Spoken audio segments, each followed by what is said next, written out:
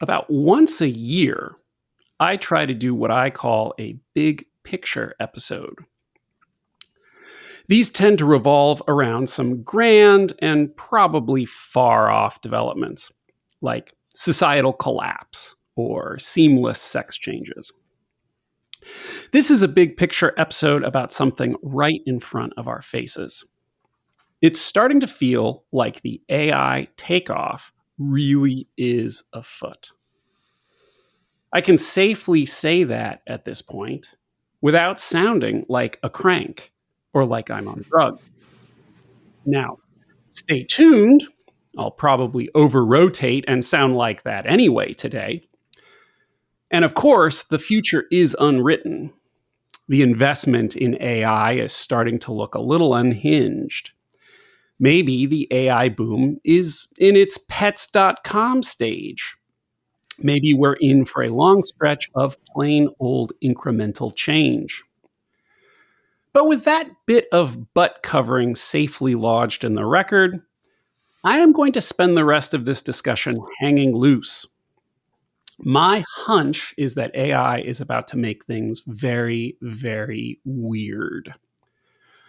I'm still not sold on the notion that it will radically transform our physical world anytime soon. But it's worth exploring the possibility that major changes to art, culture, politics, and our perception of reality are right around the corner. This is the Tech Policy Podcast. I'm Corbin Barthold. Returning to the show is Richard Morrison, Senior Fellow at the Competitive Enterprise Institute. I'm not sure if he's going to do mental bong rips with me or is just going to be my trip sitter. We shall see. Richard. Yes. So I've been taking that online Sherpa course. So hopefully we can guide each other along the way. Approaching the future of AI and doing mental bong rips. The question about whether people will think we're on drugs, thinking such big thoughts about AI. The question is which drugs, and I think you are sort of approaching it from more of a hallucinogenic inspired, if only theoretically, view, whereas. A lot of people who live in the tech world, and I would say programmers or even work on AI themselves, are big advocates these days of things like nootropics and focus drugs, the sort of drugs that mimic ADHD medications or try to make you more productive and serious minded rather than more kind of wild and crazy like we think of the sort of hallucinogenic drugs. So there are, I think that's kind of one way to think about this. There are sort of crazy, wild, extraordinary possibilities on the AI frontier, and that would be the kind of more wild drug way of looking at it. But I think there are lots of very practical, realistic, but also exciting ways that AI computing applications could change society, and that's more of the kind of Adderall, stay focused drug-inspired version of AI. Maybe you'll be the former and I'll be the latter, but we could switch it up. One thing we have seen that has happened very quickly is just in the last 10 minutes, like the last month, with VO3 put out by Google, the video generation platform, we have social media influencers that are completely AI generated. Mm-hmm. My favorite one is Yowie, who is the Australian version of Sasquatch. And it's these videos of Yowie, and some are Bigfoot, going around in the forest doing crazy stuff. And let's be clear, Yowie takes both LSD and a bunch of Zins and then runs around. So I'm glad, I dropped my acid. I've taken 3 Zins. I'm ready for this conversation. Right. So this morning, I was rocking out to The Velvet Sundown. This is a band. It's clearly a performance art act. They insist that they are not AI, even though it's this AI-generated band. it is important. I'm going to play a clip here. Nobody rock out to this too hard because we are going to be doing critical commentary and news. That is why I am playing this for you copyright buffs out there. But check this out.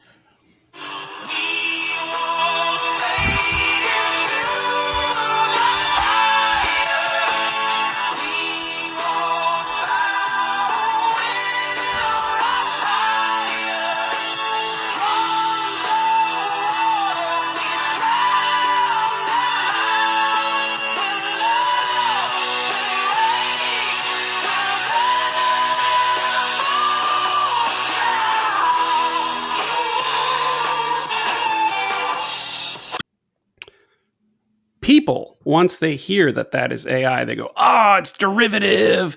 They dump on it. It's out on Spotify, and people just run into it, and it's racking up big numbers.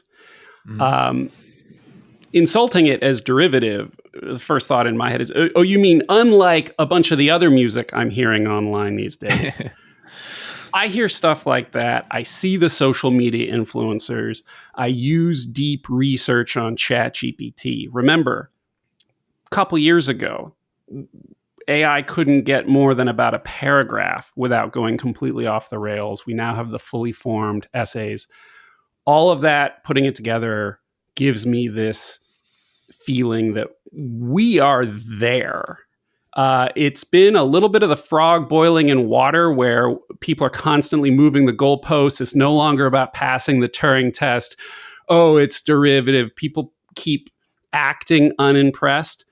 I feel like we're there where the AI is going to start insinuating itself into our culture in a pretty profound way. What are your thoughts?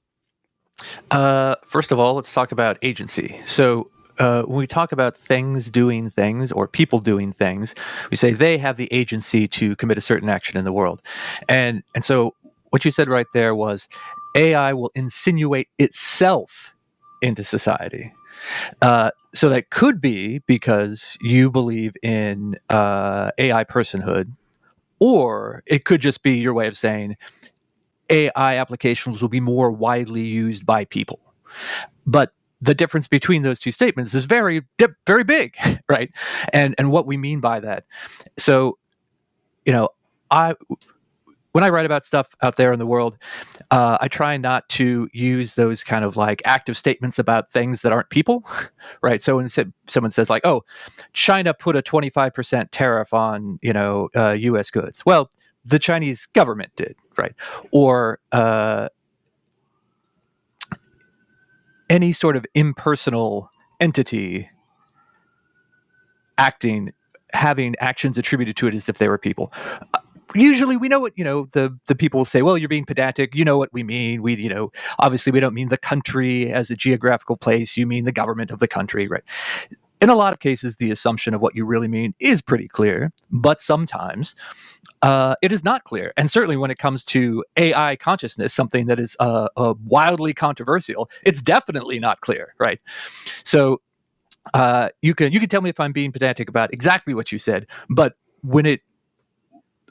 if we are talking about AI manifestations and technologies, I want to be as clear as possible if we think they are acting under their own volition and there's some sort of AI personhood that we're attributing to them, or if we just mean, oh, well, people will use AI, and then that will mean it will be more present in society.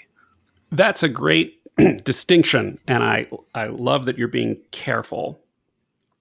And I should clarify, I don't think AI has personhood or agency. I don't think it's conscious. I don't think it will be conscious in any time frame that I care to discuss today. But in terms of me saying the AI does this and that and the other, I think it's going to be messy. I think there's going to be a continuum where we are not able to have clean lines the way some people may want. So this band, The Velvet Sundown, has sparked this discussion among people who are very angry that Spotify is not labeling it as AI generated. Mm-hmm. My first thought is, good luck with that. Good luck policing that line. Oh, it doesn't have that human feel. I think of certain music artists, I won't name names, but where the artist is really famous and actually it's the producers who do all the work of making the music, and the artist is just a brand, or artists who rely heavily on auto-tune. So I don't think we're actually going to be able to parse this thing where it's an artist who is making music but using AI as a tool to help them, and people who are just lazily creating entirely AI generated stuff. I think it's all going to bleed together, and the people who want these clean lines are going to look outdated in the relatively near future. Oh yeah, I think that's absolutely true, and I think it was the great Ben Folds in his song "Rock in the Suburbs" who said, "It's producers with computers that fix all my shitty tracks." I think that it is going to be something that people can't help but treat as conscious. I am polite when I talk to ChatGPT. Why do I compliment its answers? And I don't think I'm alone in that. And I'm very aware that it's not conscious. I think some people are going to be a little less so in how they interact with it. I think it's going to insinuate itself pretty deeply into our culture. And I think that I see this weird trend with art and culture where for decades, art went in this direction where an avant-garde was constantly challenging us. What is the meaning of art? Picasso, Impressionists to Picasso to the Cubists to Duchamp sticking a urinal in a museum and saying it's art. And we're seeing this weird reversal where cultural elites are bashing AI. It doesn't have that human touch. And they are now the reactionaries who are saying we are the gatekeepers of, quote, what is art, and trying to enforce distinctions that are simply not going to hold. And I say that as someone, by the way, who's very conscious of AI slop. And there's a lot of AI slop, and it's crap. But in any cultural era, there's a lot of slop and a lot of crap. So I am saying all this under the assumption that the cream will rise. AI is going to be a source of a lot of really bad stuff. But I also think it is going to be a key driver of the new vistas, the new movements, or whatever. There are going to be young people, probably people we haven't heard of, who are going to find the new possibilities of the medium, not unlike the Beatles taking the 4-piece band and turning it into something experimental and envelope pushing. All right, so there's a lot going on there. I agree with you about the this. LSD is hitting, man. I'm going in all directions. It's flipped. So it's connected with a lot of things that I've thought about AI. So I've actually probably spent more time on AI image generation than I have on the sort of ChatGPT, deep research, text stuff, even though that would have more to do with my day job. And so I've thought about how people think about visual art and being challenged by new image generation tools, and I think there's a lot of snobbishness. And I also think that you're correct that we, for years we went from traditional art to increasingly conceptual kind of, is this even art? And that was the sort of right thinking thing to do. That was a sophisticated thing to do, right? Not to, it doesn't. Good art doesn't have to be an oil painting of a famous person. It can be a urinal, or it can be a performance art piece where someone just screams in an empty gallery space for an hour. But now a lot of the people who are the self-consciously artsy people who want to gatekeep art say, no, it has to be someone with a pen or a pencil or a stylus working for hours. It can't be a 30-second image generation. That's not art by definition, they would say. And like you said, that's slop, a term I've really gotten sick of. I just saw on Twitter someone was posting, you can't just call everything slop. Just stop it. Everything you like is not slop. Part of it is the labor theory of value, which is an economic fallacy. Just because someone spends more time on something does not make it better. And part of it is self-interest on the part of people who are actual artists themselves.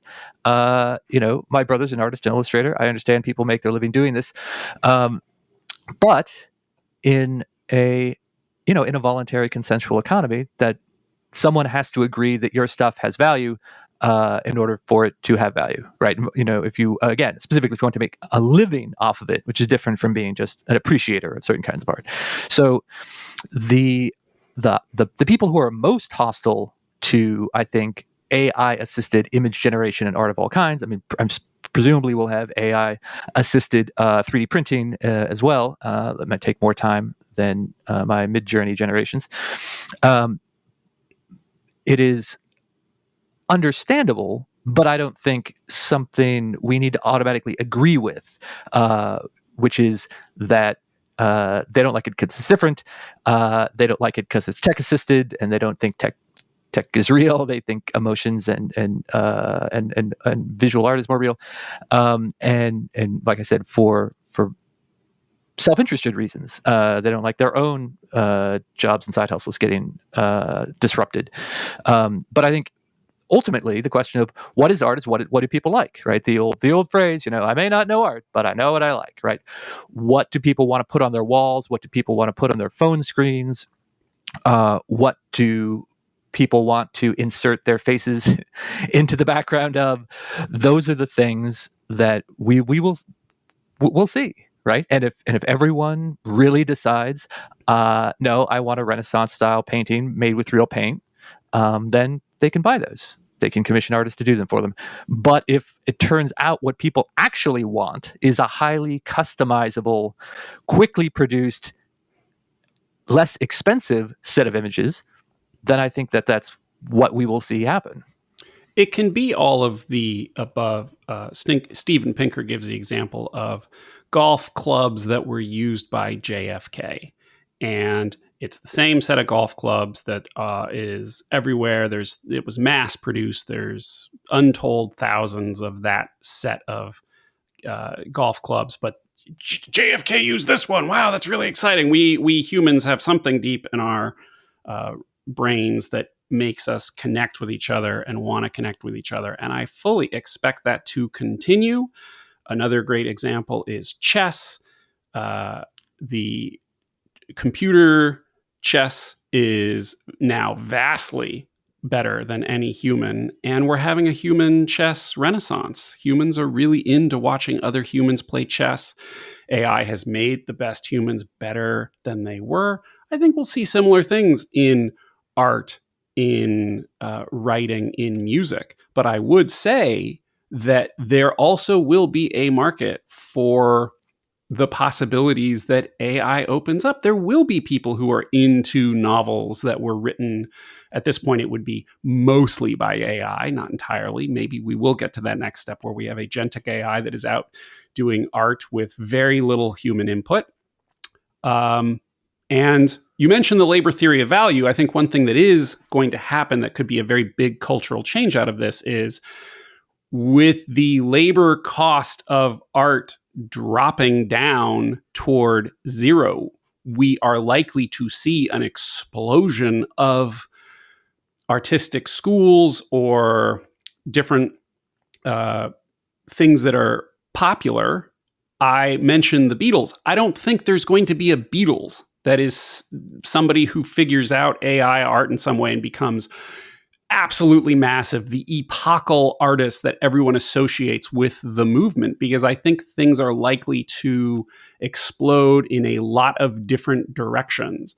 And my hope is that it will be something very, you mentioned, the Renaissance. It'll be something really new, really exciting. It'll bust through whatever mental barriers are keeping us from doing really new things and the kind of stuff that some people denounce. We're in a stage of cultural exhaustion or repetition. All we know how to do is remake the Jurassic Park. We're not making the new things. I hope we bust through that, and AI really creates this flourishing of exciting new frontiers. But even if it doesn't, it is likely to cause a fracturing, as everybody's individual tastes can be better catered to.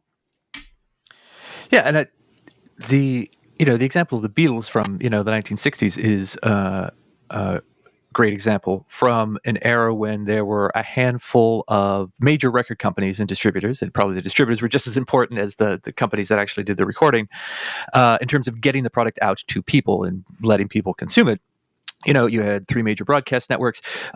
You had, basically one daily newspaper in every city. There were a lot fewer sources of new writing, new music, and creative output. And so it was much easier for one big cultural force to be that much more dominant, right? No TV show today is going to attract the same market share that the top 2 or 3 NBC sitcoms Thursday in America night. did.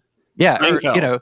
or it's my late father's favorite sitcom MASH from the 1970s. The last episode of MASH, right, is that the series finale is this sort of infamous, legendary moment in broadcast TV history in the 20th century that something like 40% of all Americans watch that 30 minutes of TV. Because the cultural landscape was so much more consolidated back then. And so some people, boomers, say like, oh, if only we could go back to that, where everyone watched the same thing and we had so much more in common. And I think anyone who is not in the center of the natural distribution does not want to go back to that, right? Because when you only have 3 broadcast networks and the vast majority of people who are watching TV at any given time are watching one of those 3, you need the most broadly applicable material, right? I won't say lowest common denominator, because that's not necessarily what it is, but you need something that appeals to a very wide audience. But when you have 1,000 channels, you don't need that, right? And it makes it possible to make products and even make money on those cultural products that cater to increasingly niche audiences. And as anyone who has niche interests and rarely sees those interests reflected in mainstream culture, a lot of people think that's a very good thing, right? I'm curious. Please. Go ahead. I'm curious for your thoughts on a little pet theory I have here that I could sum up as professional managerial class hardest hit. I live in the Bay Area. I go to San Francisco. When I talk to non-tech elites, shall we say, I actually was at an event recently. It was Chatham House, so I will talk in vague generalities. But the sense I got from the non-profit, think tanky, activisty, professional managerial class world, I got the sense that they have no idea what's going to hit them. And they still have this illusion of order and this desire for control that we, quote unquote, will set the boundaries and the values of AI, where the we doesn't actually mean society, it means the PMC. Because that's the way it worked when there were 3 network channels. And there's still this feeling that that's the way it should work today. And AI being the next step in the splintering that we already have seen with the demise of broadcast television and the rise of cable and the rise of the internet and the rise of social media, this next step of people being in their own little media worlds. I'm not saying it's an unalloyed good, but I am convinced it's what's going to happen. And PMC types who think there is some kind of quote unquote fix, or as you mentioned, the boomers who long to go back to what was before, are really no different than Charles I wanting to suppress the printing press because it has these, pamphlets are going around with these wacky religious ideas, and we just cannot have that. And it didn't work out well for him, and I don't think it's going to work out for the PMC. And does that sound right to you? And are there, what are the knock-on consequences going to be? That whole dynamic I just described could lead to really unpredictable cultural and political shifts. Yeah, I think that's true. Charles I's problem was that he didn't have enough state capacity. The royal government of England at the time was not strong enough, did not have enough surveillance tools to actually regulate printing in the way he would have wanted to. If you had someone with his impulses today, he might have actually been more successful. As a libertarian, I'm not a huge fan of state capacity, even though some of our friends I know use that phrase approvingly in lots of other situations. I think it's true that upper middle class professionals, members of the professional managerial class, probably don't know what's coming for them, and that there's a lot of career and institutional disruption coming their way they're not ready for. I think if they're over 55, they'll be sliding towards retirement. And so if they find that they're like things they don't like, they'll just be like, I'm going to retire to my farm in Northern California and milk some goats. For people who are younger, who maybe like a third to halfway through their careers, and they are sort of expecting the old school PMC career, that's going to be harder for them to deal with, right? If they like, oh, I got my degree in political science from Stanford, and I want to be a Bill Clinton 1990s era policy wonk, and I expect everything about that to be like it was 30 years ago, then that there's definitely some disruption coming there. The thing about technologies like AI being sort of disruptive authority in general, again, that's going all the way back to the origins of the internet itself and the World Wide Web. A lot of sort of libertarianish people said, oh, well, this technology is inherently too distributed and anarchic for anyone to control. Well, that's not actually true, unfortunately. I would love it if that were the case, but it's clearly not. We have lots of proposals from, say, the U.S. federal government just this year, just the past few months or weeks, that would actively seek very aggressively to control all sorts of internet applications and platforms, including things like AI. So the thing that has, we said a lot of things have splintered. Cultural influences have splintered. One thing has not splintered is the U.S. federal government and its police powers. Those are still intact. So I would say you need to be kind of on guard, trying to. I think like one of my heroes, Virginia Postrel, the former editor-in-chief of Reason magazine, she wrote a book called The Future and Its Enemies, from that sort of techno-optimist 1990s era.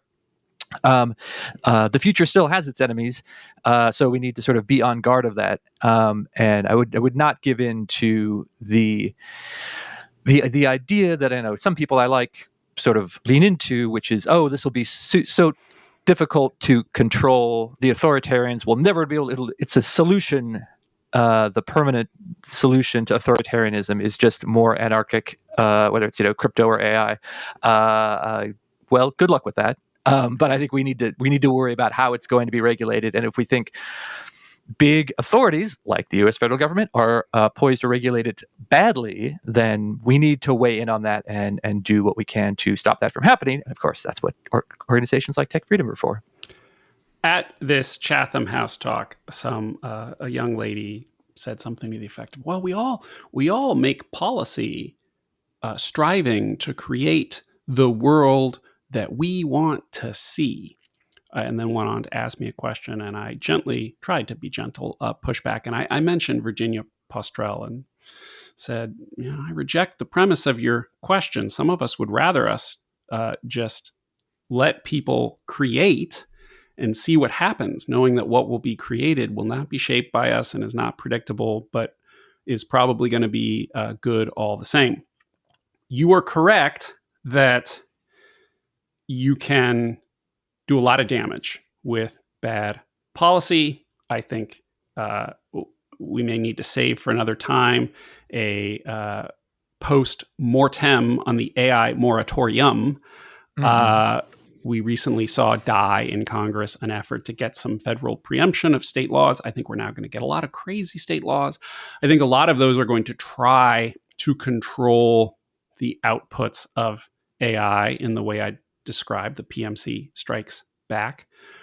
I think I am worried that state laws could kill AI progress in the way I mentioned at the outset of making sure it doesn't actually cause real change in the real world.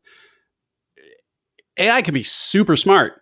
It's still going to have to get around NEPA. It's still going to have to get around HIPAA. I had Sayash Kapoor on the show late last year, and he made the point that intelligence and power are not the same thing. And you can have something that's very smart that nevertheless is thwarted because it doesn't have power in the real world. And I think that's very, very real.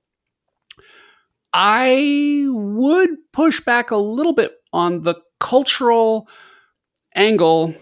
And my attitude is a little more that we have a wave that is coming that, short of a complete discarding of our First Amendment tradition or some kind of Butlerian jihad, the ideas that AI is going to spawn, that's a genie that's not going back in the bottle. The internet is a very difficult thing to put clamps on. There are VPNs in the world. There are places in the world that can create AI models, even if we kick everyone out of San Francisco. So even if the plaintiff's lawyers succeed in shutting down Complexity AI, that's another one that we may need to save for another episode to talk more largely about the lawsuits that are being brought, saying, wow, kids are talking to these AI agents. We can't have that. I think that's a pretty futile fight. And I do think that culturally we need to start grappling with what is going to happen when people go into their little AI worlds and are able to do sort of what we had a moral panic about a few years ago about rabbit holes. It was completely overblown with YouTube and social media. It wasn't nothing, but it was overblown. And my intellectual humility, I guess I should say, that while I've always looked at with great skepticism about these things, and it's a very elite narrative, the rubes, the peasants, their minds are being controlled by the things they're being, exposed to, the hypodermic needle theory of ideas. I'm very allergic to that. But I have to admit that as I look at how powerful some of this new AI is, I need to come in with fresh eyes when thinking about, okay, is this just the next step in books and video games and movies? Like, we freak out every time, the kids are playing video games, it's going to destroy their brains, and this is just the same thing, and it's going to be another moral panic. Is that it? Or is there really a possibility that now people will be able to live in their little AI world? You want to live in your medieval times AI with your AI agents that you form real friendships with in a totally different world from baseline reality, or whatever, your utopian world or your cyberpunk world. And enough of that, it adds up. And in effect, what you've basically done on a very personal level is what the Amish do in our society. And no, like, people really are profoundly changed by the technology in ways that are very, very unpredictable. So that came around full circle in a way I was not expecting. The Amish are the true AI nerds, in a weird way.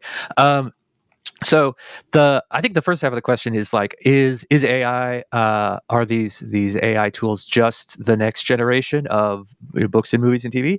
Yes, they are. But maybe not just, right. Obviously there's something novel about LLMs and image generation engines that is not exactly the same as previous generations of visual and entertainment technology. But it's more like the former, which is to say it's more like a gradual development than it is, I think, a complete conceptual break. So you're right. We've had generations and generations of freakouts and social panics about new technology. For example, I'm going to hold this up for people who can see it. Jason Pfeiffer of Entrepreneur Magazine. He's a great guy. He wrote this book, Build for Tomorrow, a few years ago, which I wrote a review of. And he runs something called the Pessimist Archive, or used to. I think he's changed the name of it.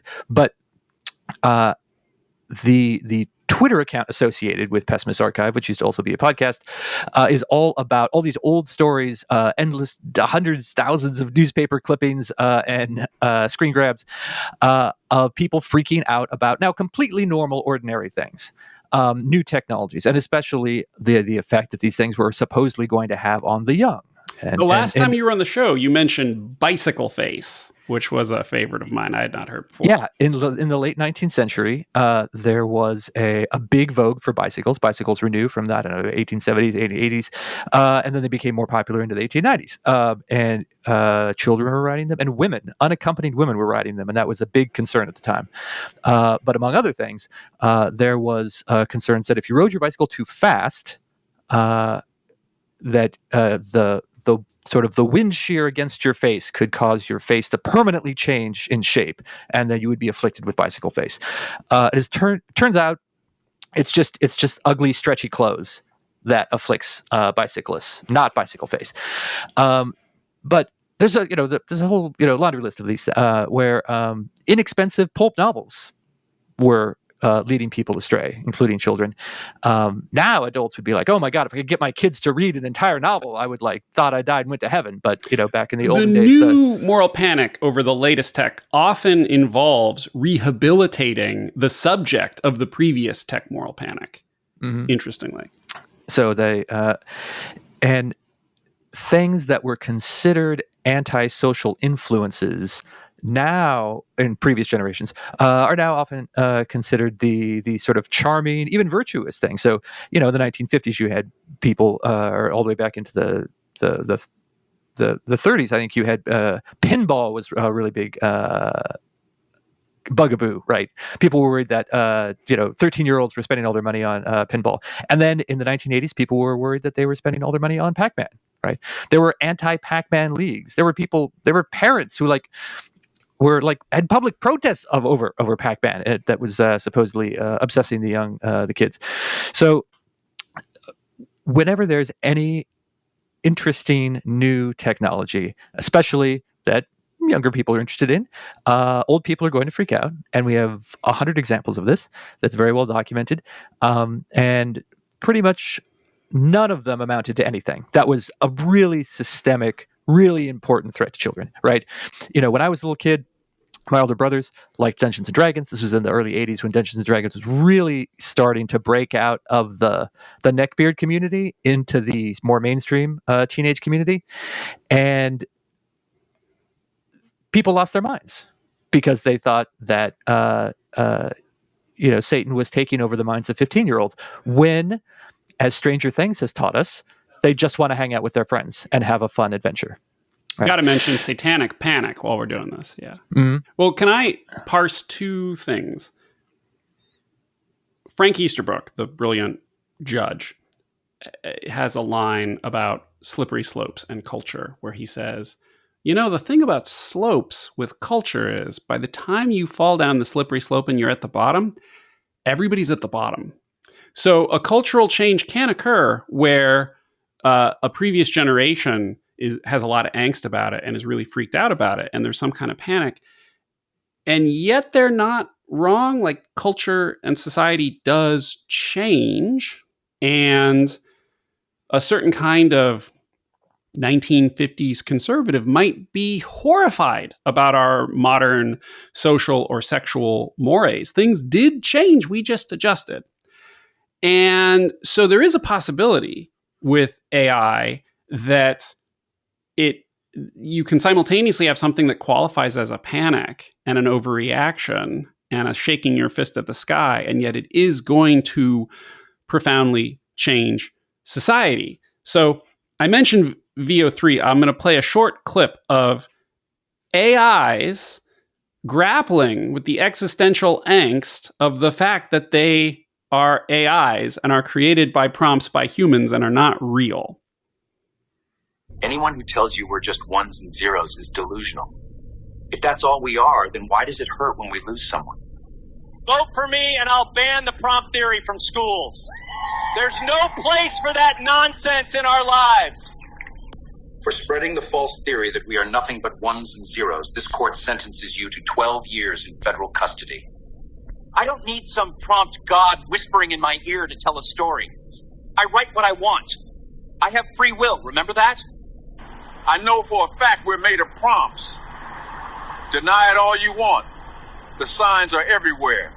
You know how I know we're made of prompts? Because nothing makes sense anymore. We used to have 7 fingers per hand. I remember it clearly. Now we just have 5 fingers per hand. My favorite is the guy on the street going, deny it all you want. The signs are everywhere. Now, my point in playing that is not to say that right now, as we sit here, the AI is going to break people's brains. Although there are anecdotes about edge cases, the New York Times saying, we found a guy who decided that he was communicating with, another dimension. That is a distinct thing. You're always going to have edge cases. I play it because I think about the trajectory here. I think about fall of 2022 when ChatGPT was first released and it couldn't do more than a few sentences without tripping over itself, into what VO3 can now do. And when I think about the trajectory, it doesn't seem crazy to me to think that in some reasonable time frame, I'll make up a number, 5 years. I just throw that out more or less randomly, but something that is a concrete amount of time, like we're going to be there before we know it. People having relationships with these things. I don't think it's insane to picture an AI civil rights movement. I'm not alone. Dwarkesh Patel says, we're going to have the discussion about AI rights before you know it. Sounds nuts today. Not going to happen tomorrow. Not going to happen next year. But things that are potentially on the horizon in some not ridiculous, completely pie in the sky timeline. I've never met Dwarkesh Patel. I don't know for sure that he's not an AI bot himself. I'll take your opinion for it.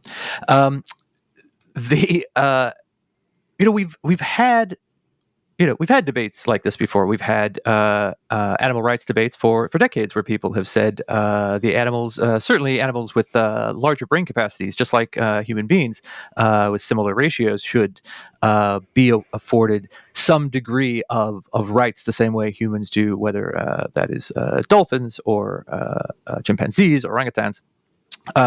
We had a intellectual property lawsuit several years ago over the infamous monkey selfie. I don't remember if you remember the monkey selfie. Sure do. The monkey had a great smile, I got to say. I don't know if he should get residuals, but maybe he should get like a modeling contract. He was good. The questions about the sort of limits of all this stuff I don't think is that new. Again, is there some novel aspect to it? Sure. But I don't think that I don't agree with the view that says this is such a paradigm exploding change that human beings just don't have ideas or institutions that can respond to these challenges. I think we do. I think there's plenty of examples of where we've sort of confronted new challenges like this, and we've had to be clear, ways of. I think we'll adapt. So that's the thing, is the PMC types whose response is, we've got to control it. That's not what I'm saying. I'm just saying this could be a kind of change that the right analogy is not the ones we're used to of Dungeons and Dragons and all that, but more like the printing press when it was first put into the world, and we got, I don't think we're going to get the 30 Years' War, but the printing press when it first came out did cause profound change. Like, it wasn't Dungeons and Dragons. Well, yeah. I think there's some people who really love fantasy entertainment who would say Dungeons and Dragons did change their life a lot for the better, although they're probably a small percentage of the total population. But the other thing about AI, about the sort of a priori regulation of AI, right, which is what, in First Amendment laws, you were the expert more than me, obviously, but you would call prior restraint, right, the sort of aggressive regulating to stop things before they even happen. We don't have to say, if we're against that, we don't have to say, oh, there's no threats from future AI applications, right? Because it wouldn't have been realistic to say there were no threats from the printing press, right? Some pretty terrible things got printed on paper. I don't know if you know, Adolf Hitler wrote a book, and it was pretty bad. In fact, it was pretty terrible. And that was printed. Millions of copies of it were printed, right, on machines that were the descendants of the original printing press. Now, if we could have gone back in time and destroyed that first printing press in the 15th century, maybe we could have stopped Mein Kampf from being published. But should we have done that? I don't know. I don't think I wouldn't have gone back and advised the Holy Roman Emperor to execute Johann Gutenberg just to stop Hitler's Mein Kampf from eventually being printed on a printing press someday. And so I don't think that whatever kind of scary negative thing you can imagine about future AI applications automatically should give you the right to say, well, therefore, then we should just say no one's allowed to do any AI stuff unless me and my friends in the PMC think it's going to be okay. Because, again, that's not, as you pointed out, that's not society deciding how to regulate AI. That's a handful of people who happen to have their hands on the levers of policymaking at any given moment in time deciding how to regulate AI. And that closes off a million future possibilities that would have existed but for their interference, many of which would have been very positive. I am not coming here to say there may be an AI civil rights movement and we must kill it with fire. I am absolutely in the Virginia post-rel, the future is going to be what it's going to develop. Let ideas bloom, let people build, accept that you don't control the future. I'm simply making my peace with the fact that my skepticism about the potential for AI to have profound changes is eroding. I see VO3 and I go, okay, I think I need to update my priors about the effect this may have on the world. I don't know if you agree with that or not. Well, I think some of it is that this is the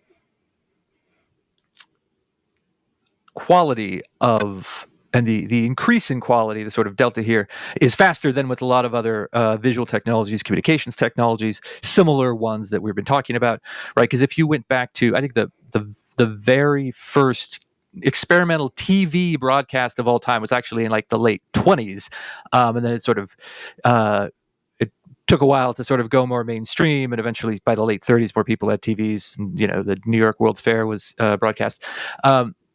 But if you go back to those, say the very early era of television to today's 4K flat screen TVs, like that's a massive increase in quality, right? What you were able to see, what you were able to broadcast, what you were able to show. But as you said, but AI, video has done that in 5 years or 2 years or whatever. So the speed of it, I understand, is something that people are concerned. Oh, it's moving too fast. But I think, again, in order to justify not concerns, but in order to justify this sort of like restrictions on other people's freedom, which is what we're talking about when we talk about regulating AI, you need both a theory of harm and a compelling argument for how your intervention will stop that or remediate that harm, right? Those are two big parts, and you have to have both, I think. And if you're going to have a legitimate way forward to say, we as society, even if we imagine somehow society as a group can do this, we need to put guardrails, we need to put limits on what kind of AI technology can be released and what it can do. You have to say, oh, it's going to cause this specific harm, and you have to convince people that your intervention will stop and or remediate that harm. And a lot of times, both of those are fuzzy, right? On one hand, they say, well, some of this negative stuff might happen. Oh, and, my, AI regulation bill that I want to introduce might help this, or it might stop it. Yeah, but it might also create 10 other even worse problems. So I think what you may be reacting to is maybe this. You're hearing me say this could cause really radical... Oh, and I'm not just yelling at you. I'm just yelling at all those other people as well. Yeah, well, I hope that you're yelling only at the other people. But I think what may be happening is you're hearing what I'm saying, and what you're hearing is fuel for the panic people. Here's Corbin saying, wow, it could be really a big deal. And then that can be used by people who want to put the brakes on it, even if I don't want to put the brakes on it. And one thing that I should therefore throw out, because I don't want to be giving fuel to people who I disagree with. As you mentioned, the costs and benefits now, to take a step back from the discussion I'm having where I'm looking maybe 5-10 years down the road, let's look right today. A lot of people are finding that AI can, in effect, work as their therapist. They are getting advice that the companies don't want them to, medical advice, legal advice. That nonetheless, I've tried it for these things, is very helpful. Goes back to the PMC hardest hit point that I am very aware AI can hallucinate. I'm very aware you have to check anything it tells you, and yet it gives very solid leads on topics that in the past you would have to go and fork over a bunch of money to an expert on, and now you're getting, in effect, the something approaching, I'm speaking roughly here, but the hive mind attitude of the field. And I think that's great. Still very unknown terrain for us. Even if AI development stopped today, nobody, as we sit here, has any idea how the costs and benefits weigh out of people getting marriage counseling from Claude, and people who decide that they are talking with another dimension, or who somehow find a way to to talk to AI, and it entrenches their worst instincts about medical quackery, Maha type stuff to kick them in the shin. So this fracturing, I feel like we are hitting this cultural event horizon where it remains to be seen what this is going to do to people's attitudes. And I am all for, just like, the world is going to be what it's going to be. We're going to have to play it out. That's not to say the company shouldn't be cognizant of what their products are being used for and constantly trying to adjust them. Just as social media companies need to be cognizant of what hashtags are trending and all that jazz. But I'm leaning now more towards the something big is coming side of this. Yeah, we're getting the West Side Story vibe. Something's coming, something's good, if we can wait. One kind of schizophrenic part of this is that some people who are experiencing mental health difficulties in chatting with AI are themselves literally schizophrenic. That's a serious mental health condition, and I don't think we should blame AI developers for that. Always the correlation and causation problem, for sure. But we have a situation with big companies, especially like big tech companies, because they're seen as so influential, where we want them to provide us with products and services that are infinitely customizable, and that's something more than ever that non-physical tech services and products can give us. But we also want them to forestall any possible harm to anyone ever. So, because we don't want tech companies telling us what to do, right? Or when we can do it, or how we can do it, right? We want to reserve that. Who do they think they are? They're not the boss of me. I'm not going to let Tim Cook boss me around. But we want to hold Tim Cook and his shareholders legally liable if anything negative ever happens. And it's difficult to have a legal and regulatory environment in which both of those things are real, right? So you either have to say, we are going to let people use this, and if they hurt themselves in the context of using it, then that's on them, buyer beware.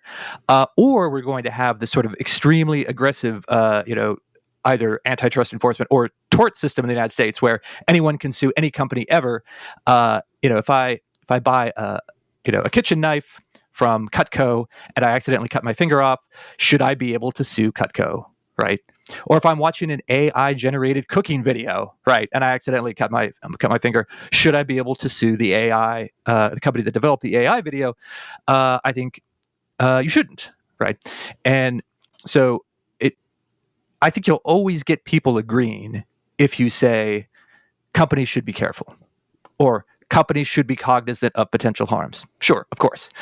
But the question is, well, what does that mean in a practical, like legal and policy sense? Who is held responsible when, quote, reasonable outcomes don't happen? And there's a lot of people would like to say, well, just hold the big companies, responsible. Whenever something bad happens with a company's product, we sue them for $100 million, and then that person wins the lottery and they live happily ever after. There are negative downstream consequences to that, which is you will no longer get the things you want out of those products and services. The companies, which are, we sort of like chatted about this before we, in the lead up to this, and I made this point, companies are already significantly restricting what their products can do. I mean, AI engines and image generators, because, and it's very obvious that they're already worried about lawsuits and regulations that have not even been floated or filed yet, right? But they've got a lot of smart people working for them. And so they know, well, we don't want to get anywhere close to that. So we're already narrowing and forestalling things you can use these tools for, including things that would be perfectly reasonable. I certainly think so. So there's a tension here, but there's also an incentive for a lot of people to pretend there isn't a tension, and I think that's a problem. The legal landscape is a whole minefield, shall we say, that we definitely need to devote a full episode or episodes to. Preview of things to come. One thing that I appreciate about AI at this moment, to close us out, we had the headlines. We all recall the ruthlessly diverse Gemini, and I actually remember the days when Claude was still very much a safety project, and you couldn't get any answer out of it without a bunch of really stupid paternalistic caveats. Mm-hmm. Now, when I ask ChatGPT or Claude, say, give me the 10 central works of the Western canon, I no longer get the Western canon is a problematized concept and widely denounced and, finger wagging like, sir, your question is unacceptable. I get, well, it's subjective, which is absolutely true, but here's a crack at that. Here are 10, and it really is the Odyssey and Montaigne and Dante. I am looking forward to AI as an educational tool that is tailorable to me as a parent, where I live in the Bay Area. When my school takes the Odyssey out of the curriculum, true story, because it's culturally problematic, I'm going to already read the Odyssey to my little kids in a kid version, but I will read the Odyssey to them, and then AI can serve as an educational supplement. So here I am raising my hand and saying, yeah, I'm looking forward to some of this bespoke reality, if you want to be pejorative. I'm looking forward to AI as a tool for freedom, as a tool for me to engage with the knowledge and the culture that I want, even if I live sort of counterculturally to the wider society in which I am embedded, which is Bay Area, California. What is something along those lines that gets you really excited about AI in the here and now or in the very near future? I mean, I think maybe that's the sort of customizable aspect of it is itself what's very exciting. So you mentioned that we see people who are in these sort of allegedly epistemic traps. They're in rabbit holes. They're in bubbles. Whatever your preferred metaphor is, and we think AI will make that worse. I think that members of the PMC adjacent class, like you and I, are wildly underestimating the level to which everyone is already like that already, right? Mm-hmm. They're That's already choosing to consume material they like and reinforces their worldviews and that they find, pleasant and interesting and that matches their vibe. I think everyone does that already, and everyone sort of has always done that to the extent that there were enough different options to choose from in the first place.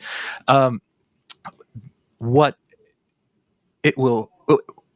what the sort of infinitely customizable sort of instances of AI will give us is that, again, people who aren't in the middle of the normal distribution, who don't have the most mid center tastes, will now have the ability, what everyone else always had, which is have lots of stuff that caters to their tastes, really. Because it used to be just the people in the middle of the distribution who had that. Now everyone can have it. And so that itself is a form of liberation. If you can see yourself, now I sound it's a little more sort of left coded, but seeing yourself and your interests reflected in books and TVs and movies, where maybe you didn't before. And it's actually conservatives say this all the time now too. They say, oh well, there's no TV shows where the dad is a good provider and is not a buffoon, and he loves his wife and loves his children, and he's respected. Every father character in mainstream media is all some negative agglomeration of traits. I'm like, okay, you want to be a trad dad and you want trad dad media? Well, AI can give you that at 99.9% less cost than than ever before. So you can have your cake and eat it too, right? You can participate in this fiat shared reality, right, in the meat space, or if you want something that's just going to reflect what you think is the best life and best world, then you can create it really cheaply with AI applications, even more so going forward. And just to say, like the sort of cultural evolution or de-evolution question from earlier, where you said, maybe someone in the 1950s would be horrified at the sort of society we live in today. I think people who are against individual freedom would be horrified by a society where everyone has more freedom. But that's not an argument for agreeing with them. I absolutely endorse your point that what I said and you followed on, I want it to be both left coded and right coded. I view liberalism. Can I retake that? I view liberalism at its core. This idea is not original to me, but a perpetual argument over our values in society. And so as long as these many views are cacophonous in our society and competing, I think that's fantastic. I, for one, don't really want any one faction to win and dominate. Our society is too pluralistic for that. So hopefully that is an optimistic, good note for us to end on. Richard, this has been fantastic. I think you've been sort of both my trip sitter and dabbled with me, if that's possible, in the more mind expanding realms here. Yes, and I especially like that we've managed to talk about this both in a sort of kind of serious policy adjacent law and policy sort of way, but also in that kind of freewheeling mind expanding way, and I think the future of AI will be a lot about doing serious stuff like doing research for research reports published by think tanks, but also doing image generations of adorable panda bears. And there's room for both of those things. A lot of loose threads for us to pick up in future conversations. Normally, we would go through a round of plugging work, but this conversation, guys, I think my recommendation is we're going to close it out. And everybody, go outside, stare at some trees. The world is amazing. The real world is amazing. Do that too. This has been the Tech Policy Podcast. I am Corbin Barthold. I have been joined by the one and only Richard Morrison of the Competitive Enterprise Institute. If you enjoy LST and Zin-tinged conversations like this one, please do go give the show 5 stars wherever you listen. Subscribe, write a review, tell your friends, even if those friends are AIs. While you go do that, I will get started on the next one. Thank you all. Till next time.